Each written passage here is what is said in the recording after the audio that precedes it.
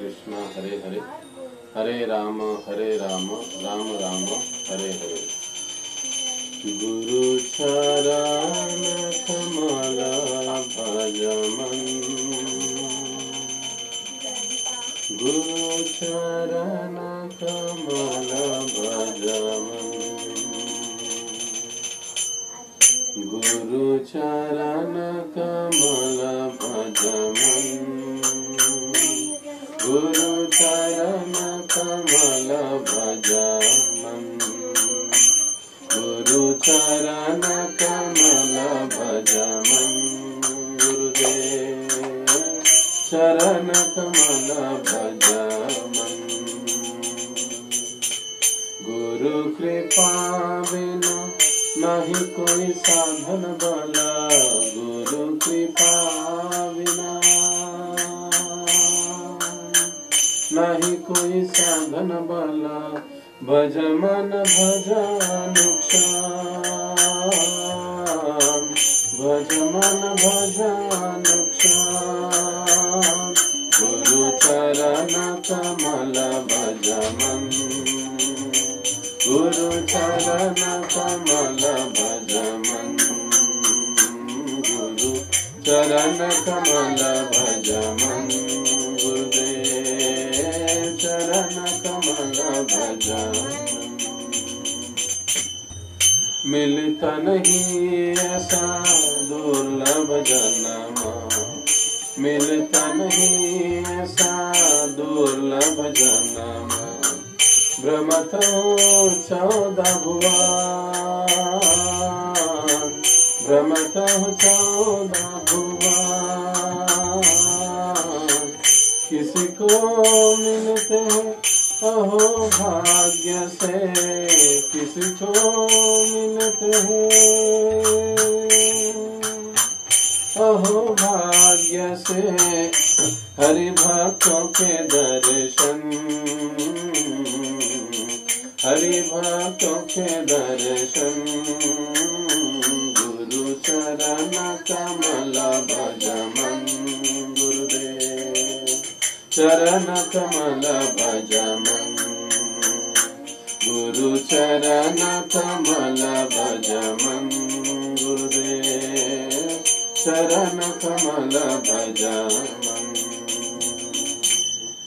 कृष्ण कृपा की आनंद मूर्ति, कृष्ण कृपा की आनंद मूर्ति, कृष्ण कृपा की आनंद मूर्ति, कृष्ण कृपा की आनंद मूर्ति, दिन जन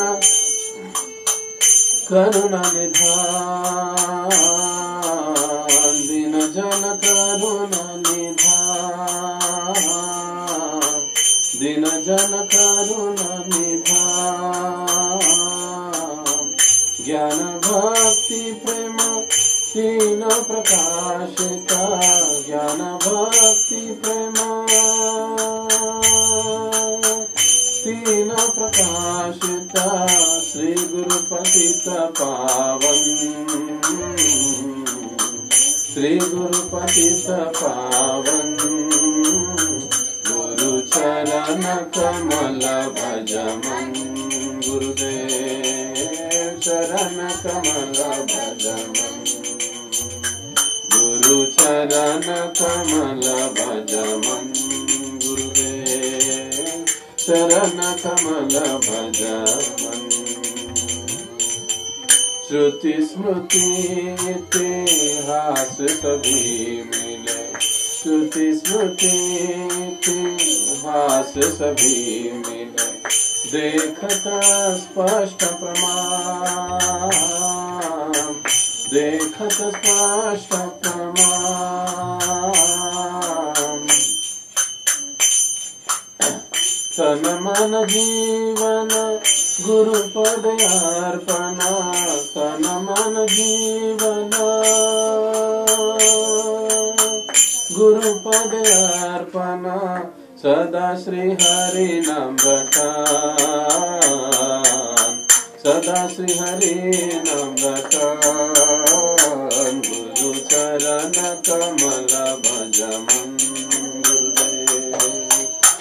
चरण कमल भजमं गुरु चरण कमल भजमं गुरुदेव चरण कमल भजमं गुरु कृपा बिना नहीं कोई साधन बल गुरु कृपा बिना नहीं कोई साधन बल भज मन भज नुकसान भज मन भज नुकसान गुरु चरण कमल भजमं गुरुदेव चरण कमल भजमं गुरु चरण कमल भजमं गुरु चरण कमल भजमं गुरुदेव गुरुदेव गुरुदेव जय जय गुरुदेव जय जय गुरुदेव गुरुदेव गुरुदेव जय शिल गुरुदेव जय जय प्रभुपाद प्रभुपाद प्रभुपाद जय शिल प्रभुपाद।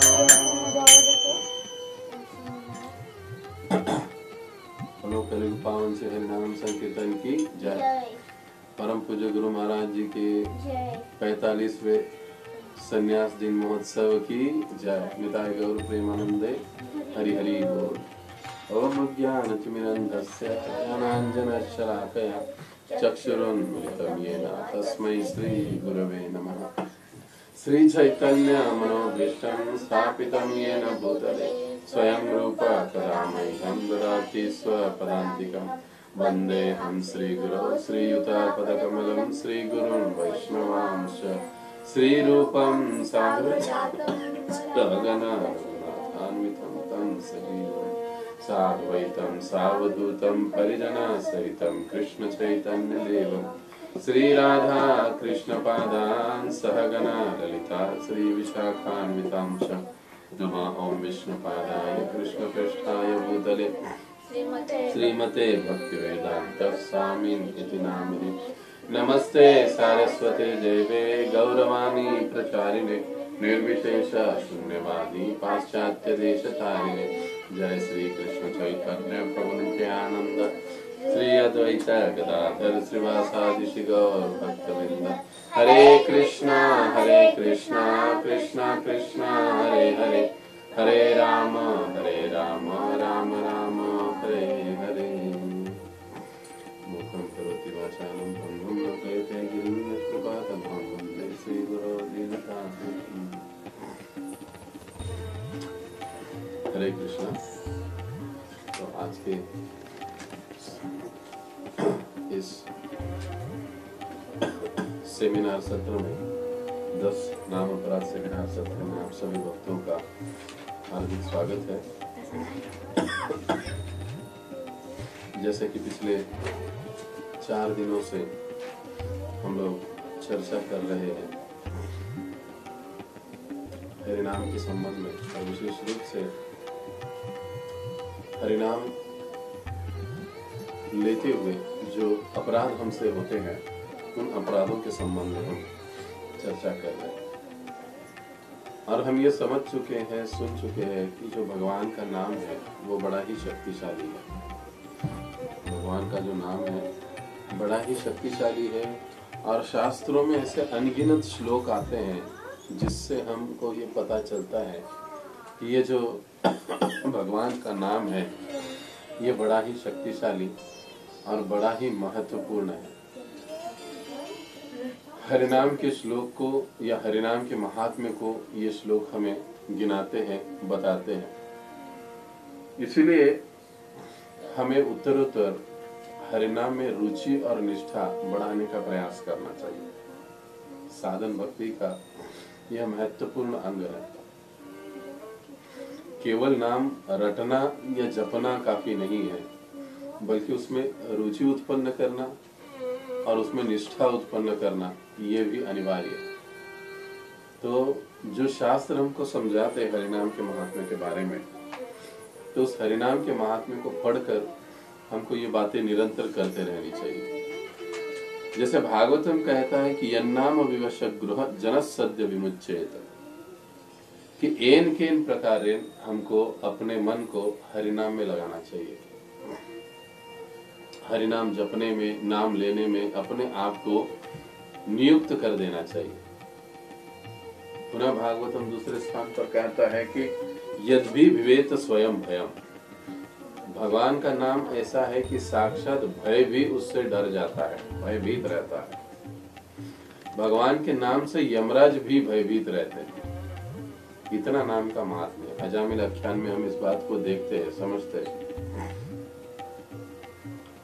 तो कई बार कई साधक इस प्रकार से तर्क करते हैं कि हम हरिनाम तो ले रहे हैं, अनेक सालों से हम लोग हरिनाम ले रहे हैं, पर हम अपने जीवन में उसके प्रभाव को क्यों नहीं देख पा रहे। अनेक सालों से हम लोग हरिनाम ले रहे हैं। प्राय कई बार ये जो सवाल है ये हमको नहीं आता है। हमको देखने वाले जो हमारे घर के मेंबर है ना, वो कहते काय तुम्ही एवढं सगळं करता, दिवसभर नाम जप करता आणि तुम्ही असं रागवता, तुम्ही असं करता, तुम्ही तसं करता, तुम्ही असं बोलता, तुम्ही असं वागता। इस प्रकार से लोग बोलते रहते हैं। तब हमें समझ में आता है कि अरे वाकई में हम लोग इतने साल से जप कर रहे हैं, लेकिन इस नाम का प्रभाव हमारे जीवन में क्यों नहीं दिखाई देता है। क्योंकि अब वैसे हर भक्त की जप के समय की जो अनुभूति होती है वो अलग अलग होती है। जप करते समय मुझे मेरी जो चेतना होगी वो अन्य किसी की होगी ये जरूरी नहीं है, या जप करते समय मुझे जो अनुभव होगा वो अन्यों को होगा ऐसी कोई जरूरी नहीं है। तो जब अजामिल आख्यान हुआ तो इस अजामिल आख्यान के पश्चात सुखदेव गोस्वामी महाराज जी ने एक महत्वपूर्ण निष्कर्ष परीक्षित महाराज जी को बताया। हरेर नाम गृणम पुत्र प्रचारितम अजामिलोपि अग्रद्धा किम पुनः श्रद्धया गृणन। क्या कहते हैं वो? हरेर नाम निष्कर्ष वो देते हैं कि देखो अजामिल की स्थिति क्या है। अंत समय में बड़े ही विवशता के साथ उसने क्या किया? भगवान के नामों को पुकारा, वो भी अपने पुत्र के नाम को पुकारा, नारायण। भगवान के नाम को या भगवान को नहीं पुकारा। किसे पुकारा? अपने पुत्र के नाम, यानी अपने पुत्र को पुकारा, हे नारायण। और जैसे उसने पूरी तीव्रता के साथ अपने पुत्र को पुकारा तो विष्णुदूत वहां पर आ गए। यमदूत तो पहले ही आ गए थे, लेकिन विष्णुदूतों ने आकर यमदूतों को रोक दिया कि तुम इसे नहीं ले जा सकते, ये हमारा केस है। वो कहने लगे कि ये जो अजामिल है ये अब हमारा केस है, तुम इसको नहीं ले जा सकते। तो यमदूतों को बड़ा आश्चर्य हुआ, क्योंकि इतिहास में पहली बार हो रहा था ये कि यमदूत आकर खाली हाथ वापस जा रहे थे।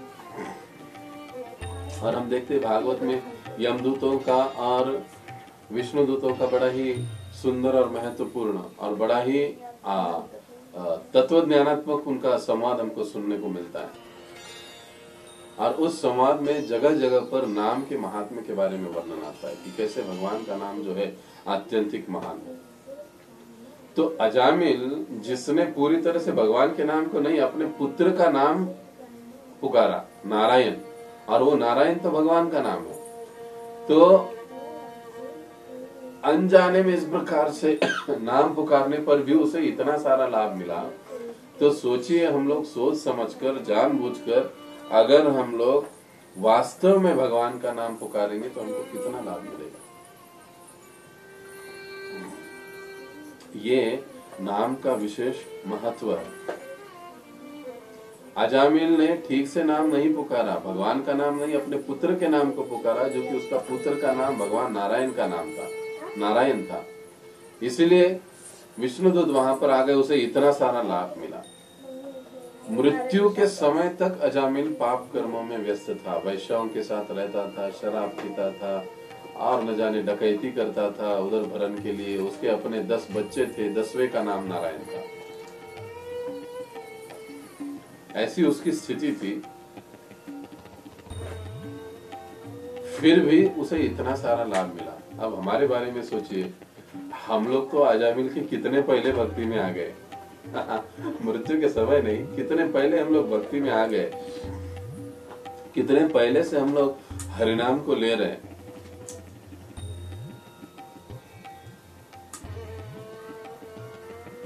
हम जब इस समय ये सारी चीजों को सोचकर समझकर अगर हम बुरी आदतों को, चीजों को छोड़ देंगे, अपराधों से दूर रहेंगे, तो सोचिए हमको कितना लाभ मिलेगा। इसलिए हरिनाम के विषय में सुनना बड़ा महत्वपूर्ण है। हरिनाम लेते हुए जो अपराध हमसे होते हैं उनके बारे में समझना और सुनना हमारे लिए बहुत महत्वपूर्ण है। और ऐसा नहीं कि हम लोग सुनते नहीं, हम लोग सुनते भी बहुत है। नाम के बारे में ध्यान पूर्वक जप करना चाहिए, ऐसे नहीं करना चाहिए, वैसे नहीं करना चाहिए, लेकिन जैसे ही हम जप करने बैठ जाते हैं ये सारा ज्ञान उड़ जाता है और मन कहीं और ही भागता है। अरे गैस पर अभी सब्जी रखा है, जला तो नहीं होगा ना। अरे आज ऑफिस में जाकर बॉस को ये फाइल देनी है, पता नहीं वो क्या बोलेगा, सैंक्शन करेगा नहीं करेगा। सारी चीजें जब के समय चालू हो जाती है, सारी चीजें जब के समय चालू हो जाती है। हमको याद नहीं रहता कि नाम जब हमको ऐसे नहीं करना चाहिए। और फिर हम लोग कहीं ना कहीं सोचते हैं कि अरे अजामिल तो बड़ा महान था, मैं तो उतना महान नहीं। और फिर ऐसे ही अपराध युक्त जो नाम है, जो लापरवाही के साथ नाम है, साधक जारी रखते। अब अजामिल के आख्यान में एक बड़ी ही विशेष बात थी कि अजामिल ने जो भी नाम का उच्चारण किया, नारायण कहकर जो उसने पुकारा, वो निरपराध था। है ना, मजे की बात है नहीं। जीव गोस्वामी पाद इस बात को समझाते हैं कि अजामिल ने जो नाम का उच्चारण किया नारायण, हालांकि उसने भगवान नारायण श्री हरि को नहीं, वैकुंठ वाले श्री हरि को नहीं बुलाया। अपने घर में जो बच्चा था, उसका बेटा था 10 नंबर का, उसका नाम था नारायण। यमदूतों को देखा, वो डर गया और उनसे बचाने के लिए उसने नारायण अपने बच्चे को बुलाया, जोर से पुकारा नारायण, क्योंकि यमदूत उसके प्राण खींच रहे थे।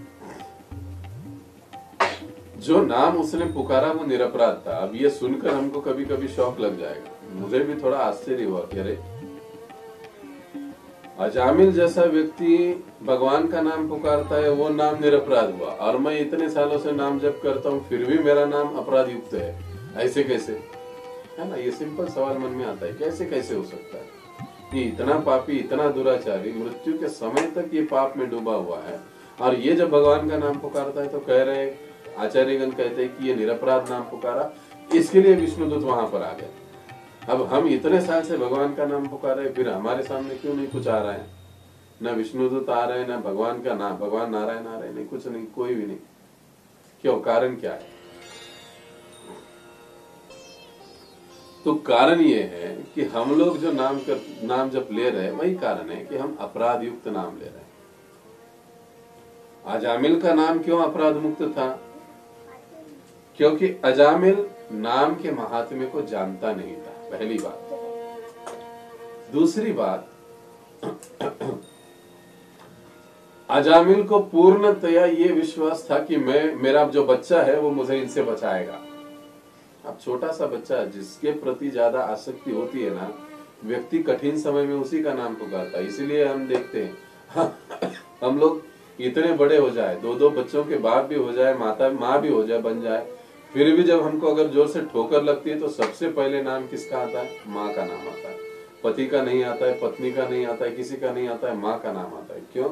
क्योंकि स्वाभाविक रूप से हम लोगों का जो आकर्षण होता है, जो आसक्ति होती है, वो माँ के प्रति अधिक होती है। ठीक उसी प्रकार से अजामिल का जो आकर्षण, जो आसक्ति उसके छोटे बच्चे से सबसे अधिक थी, नारायण से। और जब संकट देखा कि यमदूत सामने खड़े हैं, मेरे प्राणों को खींच रहे, तो मुझे बचाने के लिए मेरे पास आसपास तो कोई है नहीं, कोई है नहीं, तो उसने नारायण का नाम पूरे तीव्रता के साथ, पूरे असहाय भावना के साथ उसने पुकारा कि हे नारायण मेरी रक्षा करो।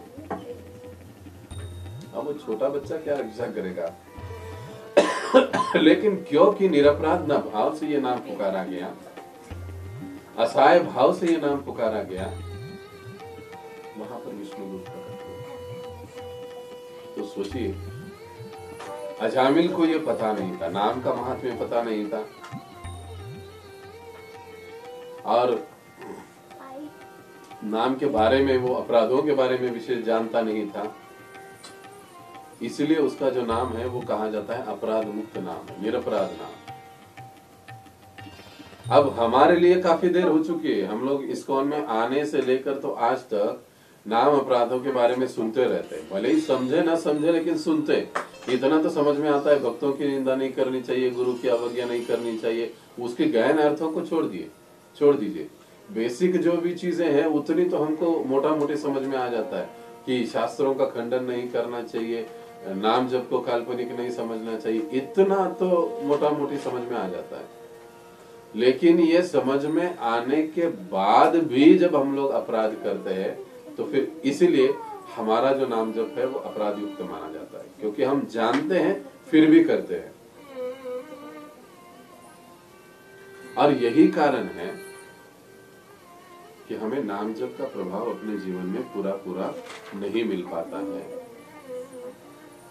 इसलिए इन नाम अपराधों के बारे में समय समय पर सुनते रहना, उसके ऊपर चिंतन करना, ये एक साधक भक्त के लिए बड़ी आवश्यक बात है। तो आज तक हम लोग पिछले 4 दिनों में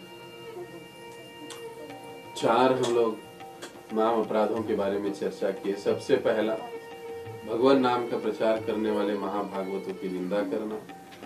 दूसरा नाम अपराध था शिव ब्रह्मा आदि देवों के नाम को भगवान नाम के समान अथवा उससे स्वतंत्र समझना। तीसरा नाम अपराध था गुरु की अवज्ञा करना। और चौथा नाम अपराध था श्रुति शास्त्र निंदनम, वैदिक शास्त्रों अथवा प्रमाणों का खंडन करना। और आज हम 5वें अपराध पर चर्चा करेंगे, पवित्र भगवान नाम में अर्थवाद का आरोप। अब आप में से कई सारे भक्तों ने ना इसको कई बार पढ़ा होगा, पवित्र भगवान नाम में अर्थवाद का आरोप। आप अपने हृदय पर हाथ रखिए और कहिए कि मैं इसको कितना जानता हूं, अर्थवाद का मतलब क्या है। मुझे जवाब मत दीजिए, पर आप स्वयं सोचिए कि क्या मैं इस वाक्य को पूरी तरह से समझता हूं। पवित्र भगवान नाम में अर्थवाद का आरोप करना, इसका मतलब क्या है। और सबसे दुर्भाग्य की बात है कि हम कभी अपने काउंसलर से पूछने के फंदे में भी नहीं पड़ते कि प्रभु जी अर्थवाद का मतलब क्या है, क्या होता है इसका अर्थ, ये ऐसे क्यों कहा गया है, अर्थवाद का आरोप करना मतलब क्या है। आज तक मुझे एक भी कोई डिवोटी ऐसे नहीं मिला कि जिसने मुझे इस नाम अपराध का अर्थ पूछा होगा। मैं एकदम प्रामाणिकता से कह रहा हूं। लेकिन कितने भक्त जानते हैं कि अर्थवाद का आरोप का मतलब क्या है, ये अपने आप को समझना चाहिए। यदि हम अपराधों को समझेंगे ही नहीं तो फिर अपराध हो गया तो भी हमको पता नहीं चलेगा कि भाई हमने क्या कर दिया, सही किया, गलत किया, या जो भी गलत किया तो उसके परिणाम को हमको भोगना पड़ेगा। इसलिए इन नाम अपराधों के विषय में चर्चा करना, जानकारी रखना और इससे बचने का प्रयास करना, ये बहुत महत्वपूर्ण बात है। तो आइए अब हम इसे समझने का प्रयास करते हैं।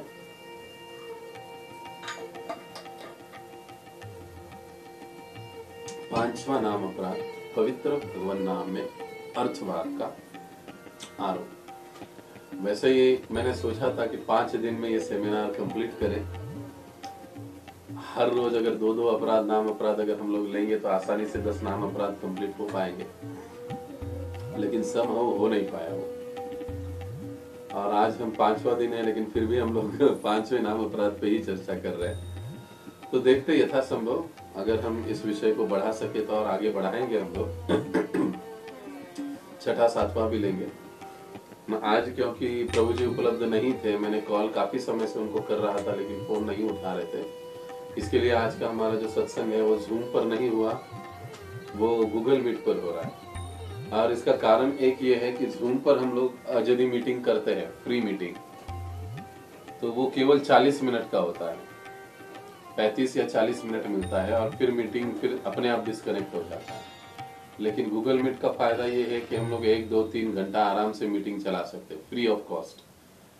अब जो हम जूम पर हम लोग शाम को लेते हैं वो पेबल सर्विस है, कंपनी को उसका पैसा पे करना पड़ता है, तब जाकर वो 1 घंटा 1.5 घंटा या घंटों घंटा 24 घंटा चलते रहता है, सालाना होता है। तो इसके लिए हमने आज, प्रभु जी अवेलेबल नहीं थे, केशव प्रभु जी, उनको कॉल भी किया था, तो हमने फिर कहा कि आज छुट्टी देने से अच्छा है फिर दूसरे ऐप पर हम लोग इसको कंटिन्यू करते हैं। और ये वीडियो जो है ये YouTube पर भी अपलोड होगा, तो जो भक्त आज उपस्थित नहीं हो पाए किसी कारणवश, तो वो बाद में वहां पर देख सकते हैं। तो पवित्र भगवान नाम में अर्थवाद का आरोप करना, अर्थवाद। अब इस शब्द को देखें तो दो तीन मतलब हम इससे समझ सकते हैं, अर्थ और वाद। अर्थ का सबसे एक मतलब होता है, अर्थ शब्द का वो है पैसा, और अर्थवाद मतलब लक्ष्मी पैसा आदि। तो भगवान नाम में या नाम साधना करते हुए इस प्रकार से किसी पर, अन्यों पर या किसी नाम से संबंधित एक्टिविटी में इस प्रकार के आरोप प्रत्यारोप करते रहना। कोई समस्या है तो हमें बैठकर बात करना चाहिए, लेकिन इस प्रकार से आरोप प्रत्यारोप नहीं करना चाहिए। ये एक सर्वसाधारण अर्थ होता है इसका मतलब। दूसरी चीज है अर्थवाद का आरोप करना। अर्थ का मतलब होता है मतलब, उसका मीनिंग। तो नाम, भगवान नाम जो है या शास्त्रों के जो श्लोक है उसके अलग अलग अर्थ निकालकर उसमें वाद विवाद करते रहना, ये एक उसका भावार्थ हुआ, अर्थवाद का आरोप।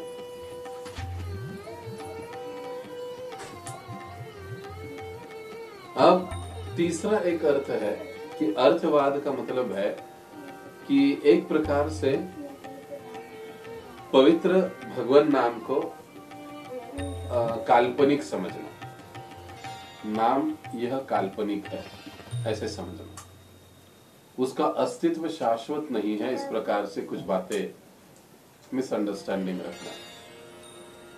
पवित्र भगवान नाम में अर्थवाद का आरोप करना। कई बार हम लोग भी हरिनाम के महात्म्य को जब सुनते हैं तो भक्त कहिए या अभक्त भी कहिए, वो लोग ये सोचते कि अरे नहीं नहीं नहीं, नाम का महात्म्य इतना कैसे हो सकता है, ये बस ऐसे ही श्रद्धा बढ़ाने के लिए या ऐसे ही थोड़ा सा विश्वास बढ़ाने के लिए थोड़ा सा बढ़ा चढ़ा कर बताया गया है, गुणगान किया। केवल नाम से इतना सब कुछ कैसे हो सकता है, मुक्ति भी मिलेगा, धाम भी मिलेगा, ये भी होगा, वो भी होगा, ऐसे होगा, शुद्धिकरण होगा, नहीं। ये केवल साधक का निष्ठा बढ़ाने के लिए, उसका श्रद्धा बढ़ाने के लिए ऐसे शास्त्रों में बढ़ा चढ़ा कर बताया गया। इस प्रकार की सोच रखना मतलब भी अर्थवाद का आरोप करना। तो हमको ये ऐसे कभी नहीं सोचना चाहिए। उदाहरण के तौर पर देखिए, हम लोग कई बार सुनते हैं कि एक बार भगवान श्री हरि का नाम लेने से, एक बार हरि नाम लेने से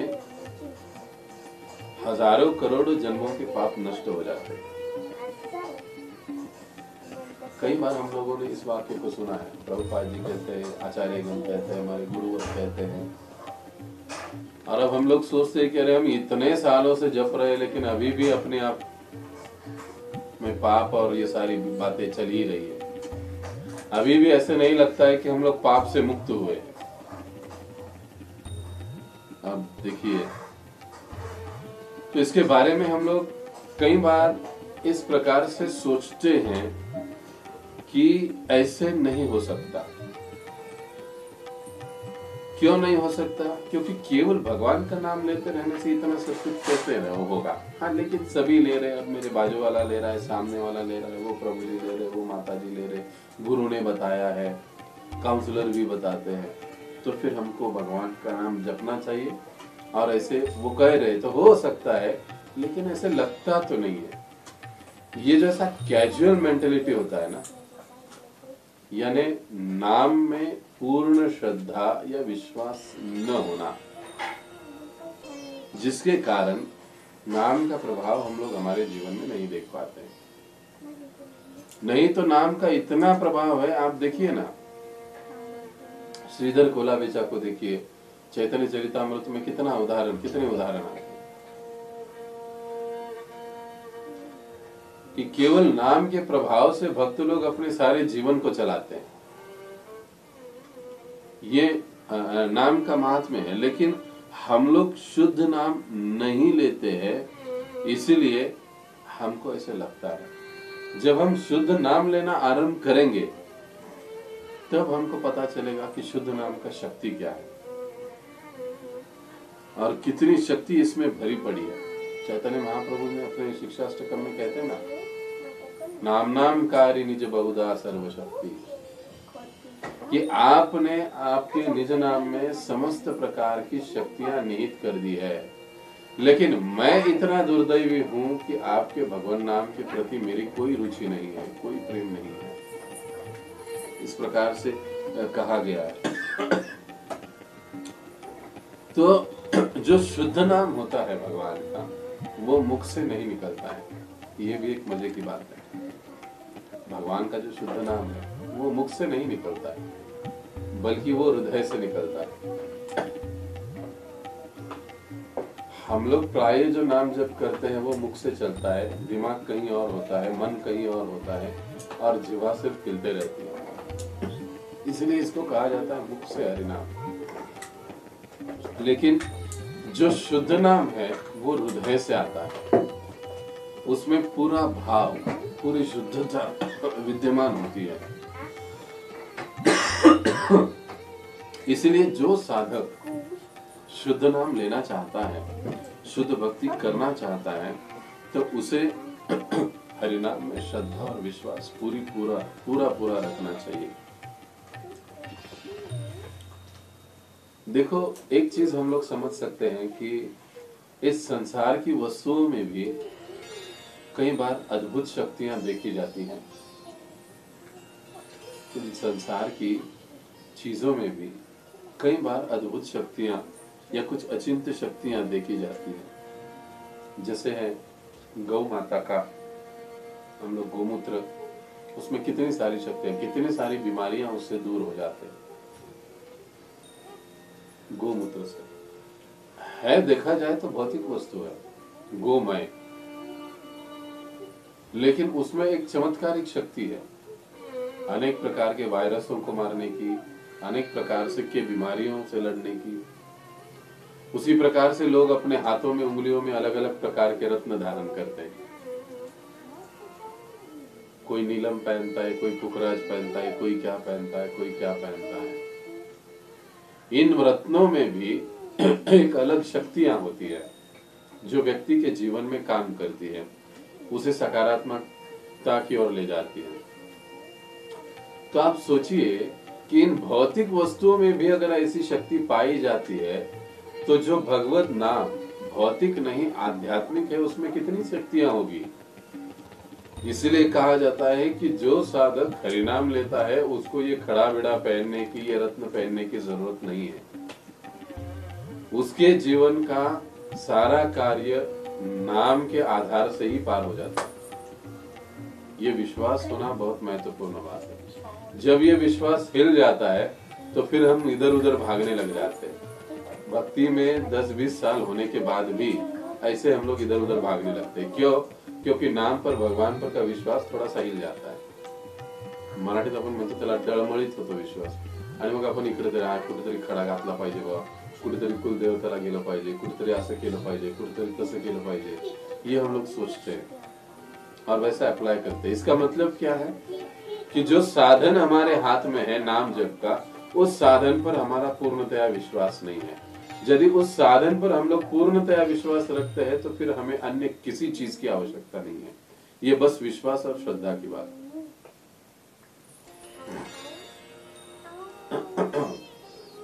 मुझे स्वयं को कई सारे लोगों ने कहा था कि आपको ऐसा करना चाहिए प्रभु जी, आपको वैसा करना चाहिए। अभी कुछ समय पहले काफी परेशानी चल रही थी जॉब के बारे में, सब कुछ, तो कई सारे भक्तों ने सलाह दी थी, नहीं नहीं प्रभु जी मी सर्व एवढं सगळं व्यवस्थित करता, मग तुम्ही हे केलं पाहिजे ते। कुछ समय के लिए मुझे भी लगा हाँ यार इतने सब कुछ लोग कह रहे हैं तो हमको करना चाहिए, लेकिन बाद में सोचा और सोचने के बाद ये निष्कर्ष पर पहुंचा नहीं, जो होना है वो हो जाए। हमारा विश्वास नाम पर है। अगर हम दुनिया को सिखाते हैं कि नाम पर हमें पूर्ण विश्वास रखना चाहिए और हम लोग ये हाथ में अगर खड़ा पहनकर घूमने लगे तो फिर कैसे होगा? तो फिर वो विचार को मैंने छोड़ दिया, नहीं कोई आवश्यकता नहीं है, जैसे भगवान चाहेंगे वैसे होते रहेगा, चलते रहेगा। और हम देखते हैं कि कोई भी ग्रह, इसलिए जब हम अनुग्रह शब्द को दामोदर अष्टकम में हम पढ़ रहे थे तब उसमें हमने कहा था कि अनुग्रह, जब भगवान का अनुग्रह होता है तो किसी ग्रह का कोई चाल हम पर काम नहीं करती है, क्योंकि सबसे बड़ा जो अनुग्रह भगवान का हमारे साथ होता है। इसलिए अनेक अनेक ग्रहों की आराधना करने से ये उत्तम है कि हम भगवान के अनुग्रह के लिए आराधना करें, और भगवान के अनुग्रह की जो आराधना है उसकी शुरुआत ही नाम जप से होती है। यदि वही नाम जप हम लोग ठीक से करें, ध्यान पूर्वक करें, अपराध मुक्त अवस्था में करें, तो सारी चीजें हमको सहज साध्य हो जाती है, कोई कठिनाई नहीं। भक्ति के पथ से वो साधक कभी हिलेगा नहीं। जिसका नाम पर दृढ़ श्रद्धा है, जो नाम को ध्यान पूर्वक लेता है, करता है, अपने 16 माला के प्रति जो गंभीर है, प्रामाणिक है, उसको आध्यात्मिक जीवन में कोई अड़चन, हाँ हो सकता है भौतिक जीवन में अड़चने आएगी, हम ये नहीं कहते कि भौतिक जीवन में अड़चने नहीं आएगी, लेकिन उन अड़चनों में से बाहर निकलने की क्षमता भी उसमें अपने आप होगी, क्योंकि उसको राह दिखाने वाले स्वयं भगवान है। तो ये विश्वास होना कि हरिनाम से ही सब कुछ संभव है, ये बहुत महत्वपूर्ण है। और जब इस प्रकार से हमारा पूरा विश्वास नहीं होता है तो फिर हमारे आध्यात्मिक जीवन में अड़चने आती है। जिन लोगों में नाम के प्रति इस प्रकार से पूरी श्रद्धा नहीं है, ऐसे लोगों का या ये कहिए ऐसे भक्तों के संग को भी हमको टालना चाहिए, क्योंकि ऐसे लोगों का, ऐसे भक्तों का संग भी हमको कभी कभी आध्यात्मिक जीवन में कमजोर कर देता है, हमारी श्रद्धा को कमजोर कर देता है, हमारी निष्ठा को कमजोर करता है। जैसा संग वैसा रंग। इसीलिए जो भक्त या जो साधक पूरे श्रद्धा और विश्वास के साथ भगवत भक्ति में लगे हुए हैं, ऐसों का संग प्राप्त करना और ऐसों से उपदेशों को ग्रहण करना, ये हमारे लिए सबसे महत्वपूर्ण बात होती है। आध्यात्मिक जीवन में भी आने के बाद हमको कहाँ से सुनना चाहिए, कैसे सुनना चाहिए, किसका संग करना चाहिए, ये सारी बातें भी बड़ी महत्वपूर्ण है। इसीलिए तो उपदेशामृत में 11 श्लोक श्री रूप गोस्वामी ने दिए हैं। मध्यम, कनिष्ठ, उच्च अधिकारी, ऐसे वर्गीकरण उन्होंने दिए। क्यों? क्योंकि अगर आध्यात्मिक जीवन में हम आगे बढ़ना चाहते हैं तो इन सारी बातों को ध्यान रखना आवश्यक है। और जब ऐसे गंभीर भक्तों के संग में हम लोग रहते हैं तो हम लोग प्रायः अपराधों से मुक्त होते हैं, या मुक्त होने की ओर हम लोग आसानी से बढ़ जाते हैं। चैतन्य चरितामृत में एक कथा आती है।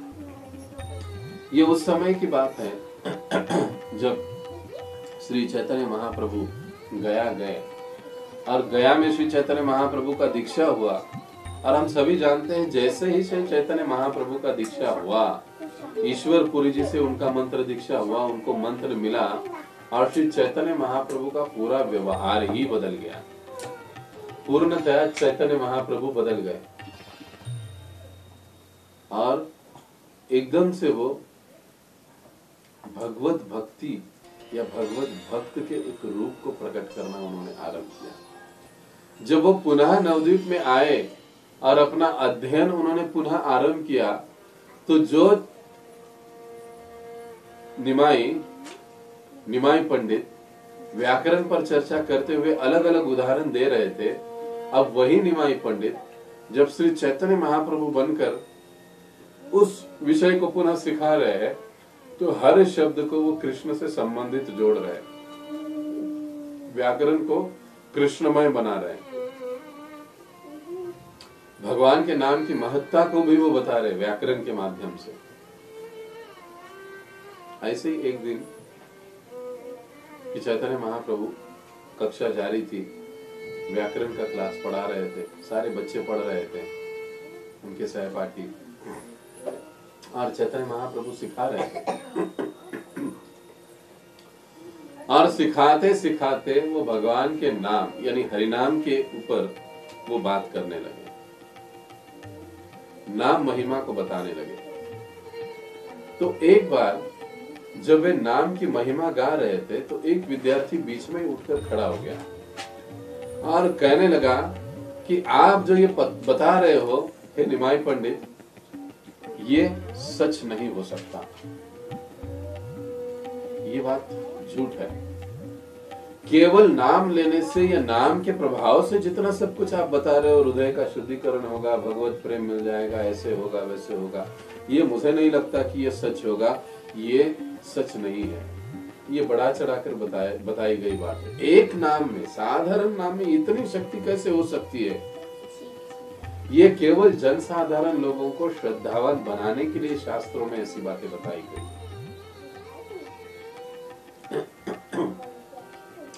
जब श्री चैतन्य महाप्रभु ने उनके इन दलील को सुना, तो उनको इतना गुस्सा आ गया चैतन्य महाप्रभु को कि उन्होंने कहा, अभी तुरंत मेरे क्लास से, कक्षा से तुम निकल जाओ। उनको बाहर निकाल दिया। और वो कहने लगे कि जो लोग इस प्रकार से हरिनाम के महात्म्य को और उनके महत्व को नकारते हैं, ऐसों का मुंह भी नहीं देखना चाहिए और जाकर तुरंत गंगा में स्नान करना चाहिए। और सारे विद्यार्थियों के साथ जाकर श्री चैतन्य महाप्रभु गंगा में स्नान करते हैं। तो देखिए, आजकल अगर हम लोग ऐसा सोचने लगे, ऐसा अगर हम लोग करने लगे, तो दिन भर हमको गंगा में ही रहना पड़ेगा, क्योंकि हर दूसरा व्यक्ति नाम के प्रति अविश्वास व्यक्त करता है। इस भौतिक जगत में देखिए, लोगों को विश्वास नहीं होता, अरे केवल हरे कृष्ण करने से क्या होगा, ऐसी कोई भगवान के प्राप्ति का जो मार्ग होता है वो बड़ा कठिन होता है, तपस्या वाला होता है, ऐसा करना पड़ता है, वैसे करना पड़ता है। ये केवल हरे कृष्ण करने से, नाचने से, कूदने से थोड़ी ना भगवान मिलने वाले, इतना आसान थोड़ी ना है। लोगों को नाम की महानता या नाम के शक्ति का या नाम के शक्ति पर कहीं या नाम के प्रभाव पर विश्वास नहीं होता है, और वो नाम पर इस प्रकार के आरोप करते रहते हैं। ऐसे ही होता है जैसे मुफ्त में अगर कोई चीज देता है कोई,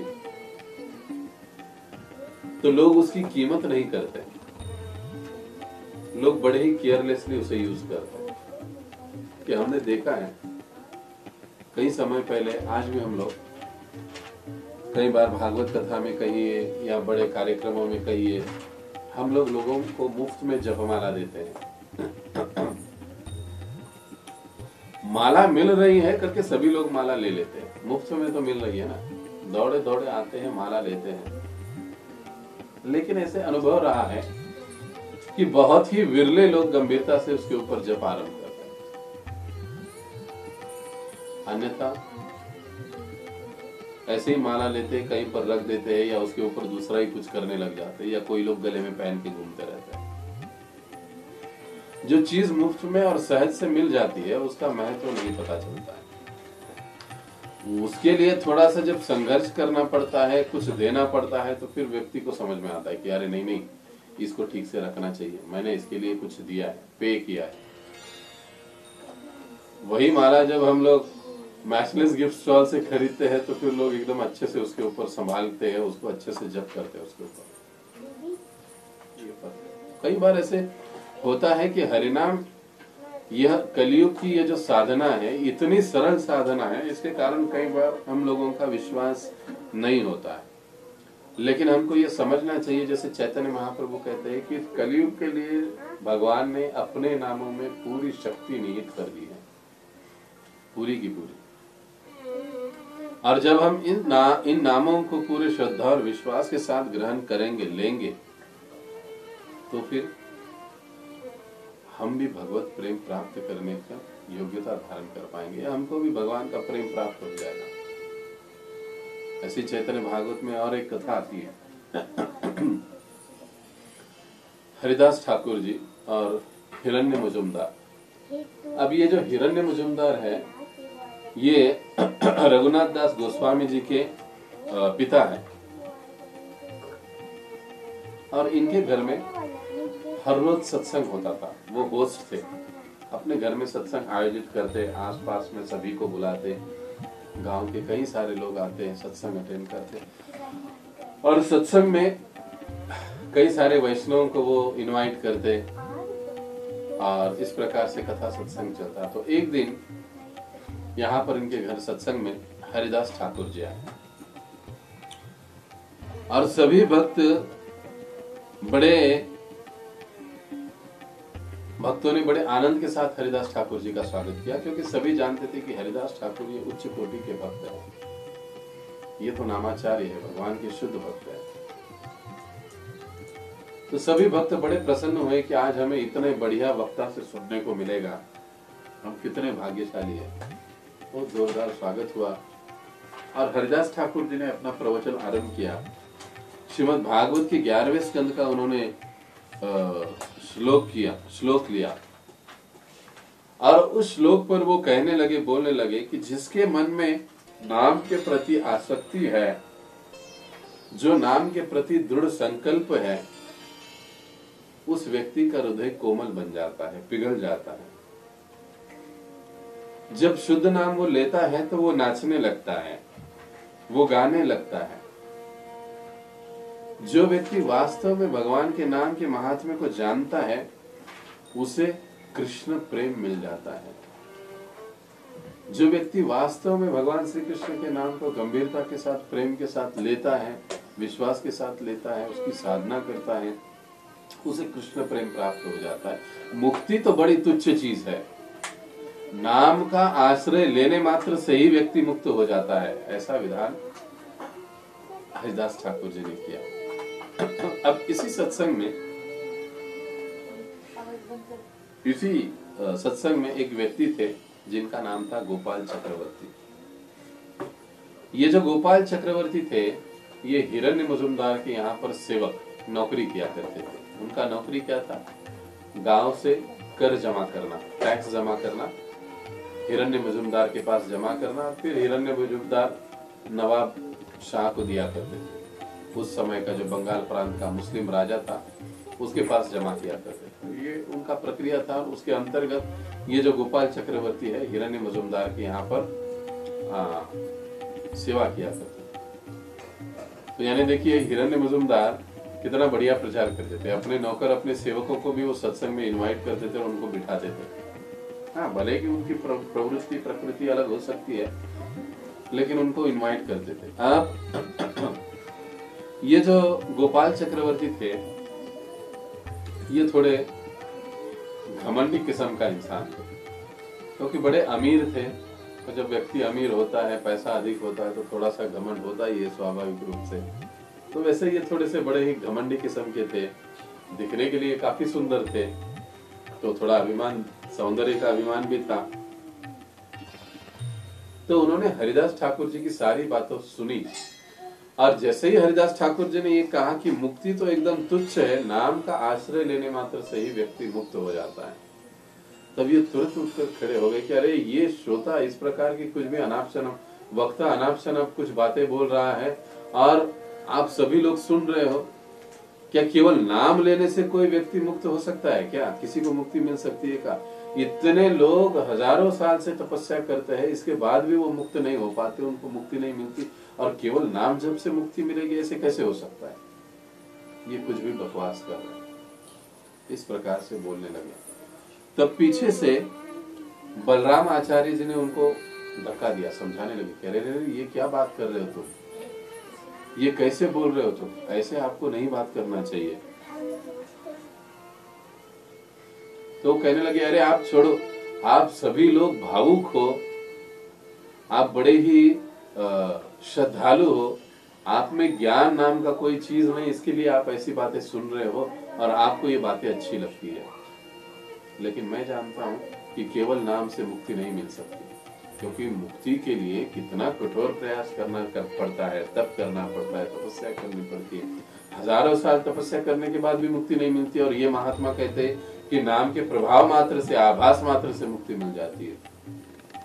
ऐसे संभव ही नहीं, क्योंकि हरिदास ठाकुर जी ने बड़ा ही विस्तारित प्रवचन दिया था, और वो कह रहे थे कि जिस प्रकार से सूर्य उगने से पहले, यानी सूर्य के आने के आभास मात्र से ही अंधेरा नष्ट हो जाता है, उसी प्रकार से शुद्ध नाम उदित होने से पहले ही वो हमारे समस्त प्रकार के पापों को नष्ट करके हमें मुक्ति तो दे देता है, साथ ही साथ हमें भगवत प्रेम भी दिलवा देता है। ये उनके पूरा प्रवचन इस पर आधारित था, हरिदास ठाकुर जी का। और अब ये ऐसे करने लगे, और वो विरोध करने लगे नाम के प्रति। तब आगे चलकर वो कहने लगे, अब अहंकार था कि अगर वाकई में केवल नाम लेने से मुक्ति मिल जाती है, ये बात अगर सच साबित होती है शास्त्रों के द्वारा, तो मैं ये घोषणा करता हूं कि मेरा नाक कट के गल के गिर जाएगा। और मैं ये आह्वान करता हूं कि अगर ये वक्ता भी इस बात को स्वीकार कर ले कि नाम से मुक्ति मिल जाती है, अगर ये बात झूठी निकले तो उनका नाम नाक कट जाएगा, गल के गिर जाएगा। अब इस प्रकार से वो जो गोपाल चक्रवर्ती अनाप शनाप बोलने लगे, लेकिन हरिदास ठाकुर जी उनको समझाने लगे कि आपको ऐसे नहीं कहना चाहिए। वाकई में नाम से भगवत धाम प्राप्त होता है, नाम से मुक्ति प्राप्त होती है। नाम ही कलयुग का सबसे बड़ा साधन है भगवत प्राप्ति का, इससे ऊंचा और कोई साधन नहीं हो सकता। लेकिन वो समझने के लिए तैयार नहीं थे, अनाप शनाप बोलने लगे। सारी सभा में हाहाकार मच गया कि कैसे ये तो श्रोता वक्ता का अनादर कर रहे हैं। जो भी व्यासासन पर बैठा होता है उसका अनादर कभी भी नहीं करना चाहिए। प्रश्न भी यदि हमको पूछना है तो बड़े विनम्रता के साथ और स्वीकार करने की भावना से हमको प्रश्न पूछने चाहिए। अगर हम प्रश्न विनम्रता के भाव से और स्वीकार करने के भाव से नहीं पूछते हैं, तो उन प्रश्नों का उत्तर यदि सच में सही और उत्तम रीति से भी दिया जाए तो भी वो उत्तर हमारे हृदय में बैठते नहीं है, बल्कि वो यहाँ से जाते हैं और यहाँ से निकल जाते हैं। वो ज्ञान हमको कभी फलित नहीं होता, क्योंकि उद्दंडता और स्वीकार न करने की भावना, ये दोनों चीजें ऐसी है जिससे हम आध्यात्मिक ज्ञान को ग्रहण नहीं कर सकते। इसीलिए ये बड़ा महत्वपूर्ण बात है। जब भी हम प्रश्न पूछते हैं तो उचित भावना से हमको प्रश्न पूछना चाहिए, और उचित भावना से उसको श्रवण भी करना चाहिए, स्वीकार करने की भावना से। प्रभुपाद जी कहते हैं स्वीकार करने की भावना से हमको सुनना चाहिए। हाँ, ये जो भी वक्ता कह रहे हैं वो सत्य है, शास्त्रों के आधार पर कह रहे हैं, और तो उसको स्वीकार करना चाहिए। तो सारी सभा में हाहाकार मच गया कि अरे ऐसे कैसे ये वक्ता का इतना अनादर कर रहे हैं। लेकिन हरिदास ठाकुर जी ने कोई ध्यान नहीं दिया, क्योंकि जो शुद्ध भक्त होते हैं वो अपने मान अपमान की ओर इतना ध्यान नहीं देते, बिल्कुल ध्यान नहीं देते। एक दिन, 2 दिन, 3 दिन बीत गए, हिरण्य मजुमदार ने उनको उसी सभा में तुरंत नौकरी से निकाल दिया कि तुम जैसे व्यक्ति का मुंह भी मुझे नहीं देखना है, संग करने की तो बात ही छोड़ो, तुम्हारी कोई जरूरत नहीं मुझे, निकल जाओ यहाँ से। उनको वहीं पर नौकरी से निकाल दिया, क्योंकि उनके लिए ये बहुत बड़ी बात थी कि उनके घर में आए हुए इतने महान शुद्ध भक्त का अपमान वहीं पर हुआ था। तो उन्होंने उनको वहां से तुरंत निकाल दिया, नौकरी से ही निकाल दिया। 2 दिन बीत गए, सभी वैष्णव सभा में, सभी भक्तों में चर्चाएं होने लगी। लेकिन तीसरे दिन एक आश्चर्यजनक बात हुई। इतने सुंदर गोपाल चक्रवर्ती, मानो उन्हें कुष्ठ रोग हो गया और उनका जो नाक है वो गलकर नीचे गिर गया। बड़े शर्मिंदा हुए वो। अब क्या किया जाए, घर से बाहर नहीं निकल रहे थे। तो सभी सोचने लगे कि अरे आज 3 दिन, 4 दिन, 5 दिन हो गया, गोपाल चक्रवर्ती दिखाई नहीं दे रहे। अब जब मिलने के लिए गए तो उनकी इस अवस्था को देखा कि पूरे शरीर पर कोड़ आए हैं और नाक उनका यहाँ से गल कर गिर गया है। हम जानते हैं ना कि कुष्ठ रोग में कई बार होते हैं, शरीर के अवयव गल जाते हैं, कान गल जाता है, नाक गल जाता है, कभी कभी उंगलियां गल जाती है। 3 ही दिन में ये प्रभाव दिखाई देने लगा। ये बहुत बड़ा प्रभाव था। तो सारे भक्त सोचने लगे क्योंकि ये शुद्ध भक्त के प्रति इनका अपराध है, नाम के प्रति इनका अपराध है, इसका फल उन्हें मिल गया। लेकिन जब हरिदास ठाकुर जी ने इस बात को सुना, इस वार्ता को सुना, तो उनको बड़ा बुरा लगा। वे बड़े दुखी हुए कि अरे इस प्रकार से इस व्यक्ति को दंड मिल गया, लेकिन उनको बिल्कुल आनंद नहीं हुआ। हम जैसे लोग क्या चांगलं झालं, बरं झालं, त्याला असंच खायला पाहिजे, खूप असा बोलतो, असं करतो, तसं करतो, ऐसा करता है, वैसे करता है, ऐसे अच्छा हुआ। लेकिन शुद्ध भक्तों की जो चेतना होती है वो पूर्णतः अलग होती है। उनको दुख हुआ हरिदास ठाकुर जी को, अरे ये कैसे हुआ। और फिर आगे हम देखते हैं कि आगे चलकर श्री चैतन्य महाप्रभु जब वहां पर आते हैं तब उनके द्वारा उनको क्षमा मिलती है। इसलिए नाम अपराध से हमें बचना चाहिए, क्योंकि देखिए शुद्ध भक्त तो क्षमा कर देते हैं, लेकिन शुद्ध भक्त के प्रति, नाम के प्रति जो अपराध होता है उसको भगवान कभी क्षमा नहीं करते। भगवान अवश्य दंड देते हैं उसको। इसलिए हमको बड़ा सावधान होना चाहिए, इन अपराधों से हमें बचना चाहिए। अब आज हम इसके अंतिम सेशन में आते हैं कि अगर ये अपराध होता है, अर्थवाद का आरोप, 5वां आरोप, तो हमको क्या करना चाहिए। अगर ये अपराध हमसे होता है, पवित्र भगवान नाम में अर्थवाद का आरोप, तो फिर हमको क्या करना चाहिए। उपाय भी हमें पता होना जरूरी होता है। क्या करना चाहिए हमको, स्वीकार करना चाहिए कि हाँ मुझसे गलती हुई। इसलिए जैसे हमने कहा था कि ये आत्म परीक्षण हमारा होना चाहिए। दिन भर हम भक्तों से मिले, बातें की, लेकिन किसके साथ उदरता की बातें की, किसके साथ छल कपट से बातें की, ये हमको सोचना चाहिए। और अगर ध्यान में आता है तो याद से हमें उसे क्षमा मांगनी चाहिए, स्वीकार करना चाहिए, पश्चाताप व्यक्त करना चाहिए। ये आवश्यक है, क्योंकि पश्चाताप के अश्रु हमारे 50% अपराध को धो देता है।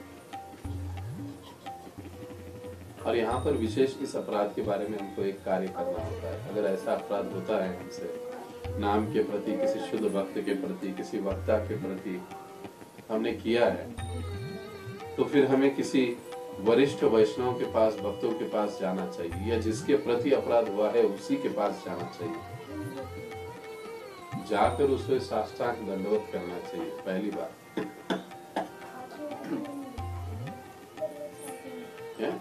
चौथी बात हुई है, स्वीकार करे, पश्चाताप व्यक्त करे, और तीसरी पश्चाताप व्यक्त करे। तीसरी बात है कि उनके पास चले जाए, उनको दंडवत करे।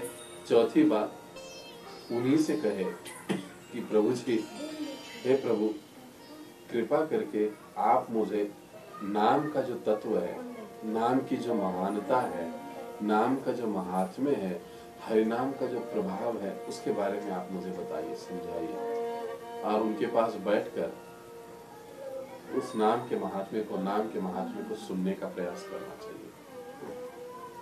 वैष्णव जन बड़े दयालु होते हैं, वो सहज ही क्षमा कर देते हैं। तो इस प्रकार के उपाय से हम इस अपराध से मुक्त हो सकते हैं, अगर हुआ है। अब इसका मतलब ये नहीं, देखिए हमने आपको अपराधों से, अपराध होने के बाद के जो उपाय है वो उपाय बताए हैं।